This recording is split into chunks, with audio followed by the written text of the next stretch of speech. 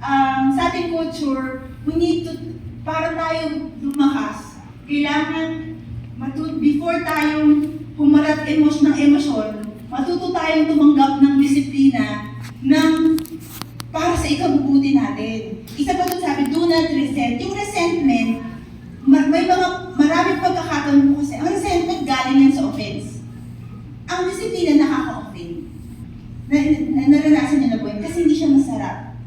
Galing either galing sa Lord or galing sa mga taong nagmamalasakit sa atin, hindi siya masarap. Minsan, dahil sa nakaka-offendo, natutrauma tayo sa mga pangyayari.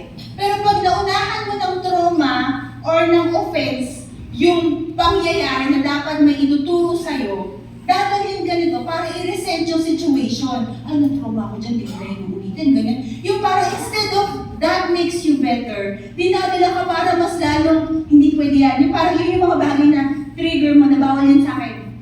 Bawal akong saktan ng ganito. Bawal yung ganyan, nahirap yan.